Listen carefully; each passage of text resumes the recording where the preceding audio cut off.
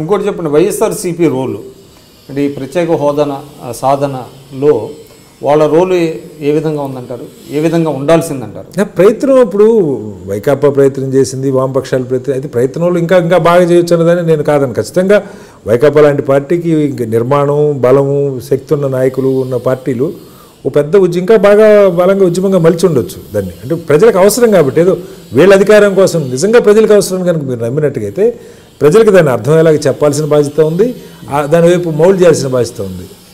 ఎవరి శక్తి మేరకు వాళ్ళు చేశారని అనుకుంటున్నాను. అంటే ఎక్కడ రాజీ లేకుండా చేశారంటారు ఇట్లంతా? అంటే ఇనిషియల్గా అయితే జరిగిందండి. ఇనిషియల్గా 2-3 ఏళ్ల పాటు అయితే ఇప్పుడు కాంగ్రెస్ ఒక కోటి సంతకాలు ఉద్యమం చేస్తే, వామపక్షాలు చేస్తూనే ఉన్నాయి, వైకాపా యువ భేరీలని కొంత నిరాహార దీక్షలు కొన్ని చేశారు, చేయలేదని కదా. బట్ అంటే రాజకీయాల్లో మనకు తెలిసి ఎప్పుడు ఎలా ఉంటుందంటే ఒక ఇష్యూ ముగిసిపోయిందన్న తర్వాత దాదాపు ఒక సంవత్సరంన్నర పాటు అయితే అసలు ప్రత్యేక హోదా లేదు, విభజన హామీల అమలు మాట్లాడితే వీళ్ళ అభివృద్ధి నిరోధకులన్న ప్రచారం జరిగింది. ముగిసిపోయిన అధ్యాయం లేవనెత్తున్నారు రాజకీయ ప్రచారం కోసం అన్నట్టుగా. పార్టీలే కాదు, మనలాంటి అనలిస్టులు కూడా అదే లైన్లో కట్టేసినటువంటి పరిస్థితి. ప్రత్యేక హోదా అని మాట్లాడినా, తిరుపతి వెంకన్న సాక్షిగా హామీలు అని మొదలు పెట్టగానే ఒక అసహనం కనపడింది రెండు పార్టీలు, తెలుగుదేశం బీజేపీలో. కాబట్టి అది అయిపోయింది, వాళ్ళు ఇవ్వట్లేదు, మీకు అర్థం కాదు అనేటువంటి మీకు అర్థం కాదు, డెవలప్మెంట్కు మీరు అభివృద్ధి నిరోధకులు, మాకు తెలియదా, అసలు ప్రత్యేక హోదా ఉన్న రాష్ట్రాలపై ఎంత దారుణంగా ఉన్నాయి ఇచ్చిన రాష్ట్రాలు అని అందరూ మాట్లాడి వాటి వివరాలు వాటి గణాంకాలు కూడా చెప్పుకుంటూ వచ్చారు. కానీ ఒకటండి, ఇటీవల చాలా ఇంట్రెస్టింగ్ ఏంటంటే ప్రభుత్వం మీద అవిశ్వాసం తీర్మానం పెట్టాలి అనేటువంటి దాని మీదేమో మన పవన్ కళ్యాణ్ గారు ఫస్ట్ దాన్ని రైజ్ చేశారు. సవాలు విసిరితే జగన్మోహన్ రెడ్డి గారు దాన్ని స్వీకరించారు. కానీ వీళ్ళు ఢిల్లీ వెళ్ళి చేయాల్సినంతగా చేయలేకపోవడం అనేటువంటిది చాలా స్పష్టంగా కనపడింది. అంటే ఆలస్యంగా అయినప్పటికీ కూడా చంద్రబాబు నాయుడు గారు ఢిల్లీ వెళ్ళి మోడీ గారి మీద, ప్రభుత్వం మీద తీవ్రమైనటువంటి విమర్శలు చేయటం, తర్వాత నేషనల్ మీడియాతో ఆయన ఇంటరాక్ట్ అవ్వటం, ప్రెస్ కాన్ఫరెన్స్లు పెట్టడం, ఇంటర్వ్యూలు ఇవ్వటం, ఇదంతా చూసిన తర్వాత ఆయన కొంత పొలిటికల్ అడ్వాంటేజ్ తెలుగుదేశం తీసుకుంది అనేటువంటి భావన ఏమైనా కలుగుతుందా? అంటే అది ఇన్కాన్సిక్వెన్షియల్ కదా. అంటే మనకి ఇప్పుడు మనకు ఫలితం వచ్చిందా లేదనేది ఇంపార్టెంట్.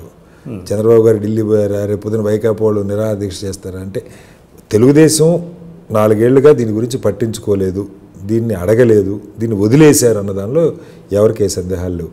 సరే ఇతర పార్టీలు ఏ మేరకు చేయగలిగినది అది వేరే చర్చ. రీజన్ ఏమై ఉంటుందంటారు? అంటే తెలుగుదేశం పార్టీ 4 ఏళ్లుగా గట్టిగా వాళ్ళ మీద ఏమీ ప్రెషర్ తేలేదు, వాళ్ళు ఏది చెప్తే కూడా ఇక్కడ అదే వాదన వినిపిస్తూ వచ్చారు. 14th ఫైనాన్స్ కమిషన్ అన్నారు, లేకపోతే నీతి ఆయోగ్ అన్నారు, తర్వాత అసలు ప్రత్యేక హోదా ఉన్న రాష్ట్రాలు నష్టపోయినాయి అనేటువంటి వాదన కూడా తీసుకొచ్చారు కొద్దిమంది. చివరికి మళ్ళీ ప్రత్యేక హోదా కావాలి, ప్యాకేజీ 2 కావాలంటున్నారు. అసలు ఇన్ని టర్న్స్ తీసుకోవడానికి రీజన్ ఏమై ఉండొచ్చు అంటే ఒకటండి, అసలు ఇప్పుడు మీరు గతంలో తెలుగుదేశం ఎన్డీఏలో ఉన్నప్పుడు వాజ్పేయి గారి టర్మ్లో తెలుగుదేశం మంత్రి పదవులు తీసుకోవాలి, మీకు గుర్తుంది, అవుట్ సైడ్ సపోర్ట్ ఇచ్చారు. ఇప్పుడు అలా ఎందుకు చేయలేదన్నది ఒక ప్రశ్న. ఇప్పుడు 2014లో గెలిచిన తర్వాత ఇద్దరికీ అబ్సల్యూట్ మెజారిటీ ఉన్న తర్వాత అసలు మంత్రివర్గంలో ఎందుకు భాగస్వాములు కావాల్సి వచ్చారన్నది ఒక ప్రశ్న. మంత్రివర్గంలో భాగస్వాములు పార్ట్నర్ కదా, ఎన్డీఏ పార్ట్నర్. అప్పుడు కూడా నేను అంటుంది, వాజ్పేయి గారు గెలిచినప్పుడు కూడా అప్పుడు కూడా వాళ్ళు ఎన్డీఏలో పార్ట్నర్గా ఉన్నారు, బట్ మంత్రివర్గంలో మేము చేరమని ఒక నిర్ణయం తీసుకున్నారు.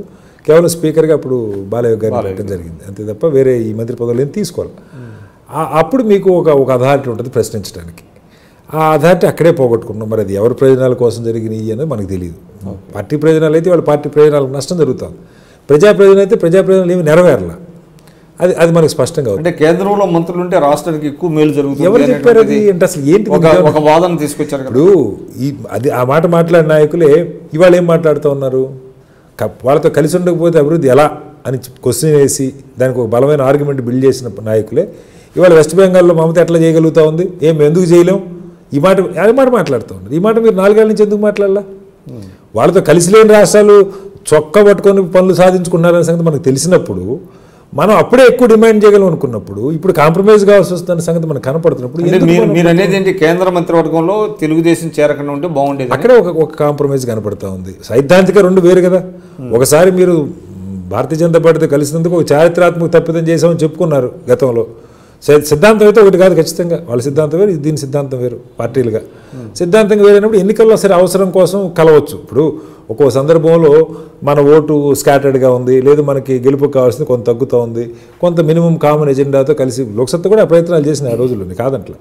ఓ కామన్ ఎజెండా పెట్టుకొని దానికోసం ఇవాళ కామన్ ఎజెండా ఒక ప్రత్యేక హోదా మేము ఇస్తామని చెప్పారు, ఓకే అగ్రీడ్ అనుకుందాం కాసేపు, దాని వరకే మనం కన్ఫైన్ కావాలి. ఎందుకు వాళ్ళకి మెజారిటీ ఉన్నప్పుడు వాళ్ళ దగ్గర మీరు చేరాల్సిన అవసరం ఉంది, మీకు మెజారిటీ ఉన్నప్పుడు మీ దగ్గర వాళ్ళు చేరాల్సిన అవసరం ఉంది.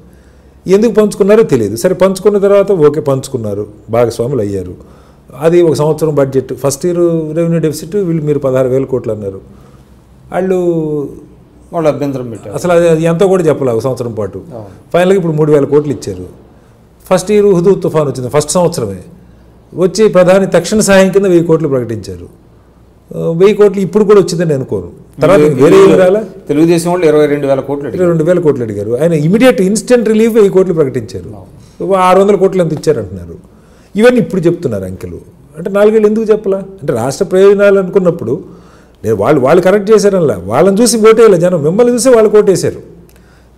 ఆంధ్రప్రదేశ్లో చంద్రబాబు గారికి ఒక అనుభవం ఉన్నది, ఆయన ఖచ్చితంగా కొత్త రాష్ట్రం ఏర్పడింది, దీన్ని ఏదైనా హైదరాబాద్ని డెవలప్ చేసిన అయినా కొంత చేయగలుగుతారు. సరే పవన్ కళ్యాణ్ కూడా యాడ్ అయ్యారు, మోడీ అంటే చూసి ఓట్లు వేసినటువంటి నేపథ్యంలో అంటే ఈ కాంప్రమైజింగ్కి కారణం ఏమంటారు? అంటే ప్రతిపక్షాలు చేస్తున్నటువంటి పునర్విభజన వల్ల సీట్లు పెంచే అవకాశం ఉంటుందని వెయిట్ చేసి ఉంటారా? 3-4 కారణాలు వినపడుతుంది. ఇది నేను కొత్తగా చెప్పేం కాదు, మనం వింటున్నవే.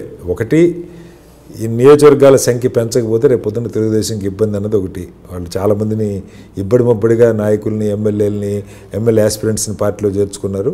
వాళ్ళందరికీ ఫిరాయింపులు వాళ్ళందరికీ రేపు పొద్దున్న సీట్లు ఇవ్వడం కష్టం అయితే రేపు వాళ్ళే ఇంకో పార్టీకి వెళ్ళి మళ్ళీ చేరతారు. సో అది ఒక నష్టం అన్నది. అడ్జస్ట్మెంటు కేసులు, ఓటుకు నోటు కేసులు లాంటివి ఏమవుద్దో తెలియనట్టు అందరూ చూసినటువంటిది. పెద్ద కేసా చిన్న కేసా నేను చెప్పట్లేదు, కానీ ఇంక వేరే కొన్ని పోలవరం మరొకటి అక్కడక్కడ అవినీతి అని చెప్పి